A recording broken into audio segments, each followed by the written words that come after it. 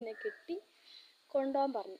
ഞാൻ പറഞ്ഞു എൻ്റെ അമ്മേ ഇവനെ കൊണ്ടുപോയാൽ എൻ്റെ കാര്യമാണ്, ഇവനെ കൊണ്ടുപോയി കഴിഞ്ഞാൽ പിന്നെ ആ കടയത്ത് ഒരു സാധനം ഞാൻ അവിടെ വെക്കൂല.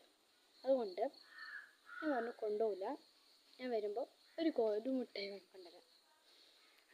മിഠായി അല്ലേ ക്ഷമിക്കാന്ന് കൊണ്ടുവരാൻ പറഞ്ഞപ്പോൾ അയാളുടെ ചിരി ആൻസറാ എൻ്റെ അടുത്ത് തന്നെ ഉണ്ട്, കാണിച്ചറാ.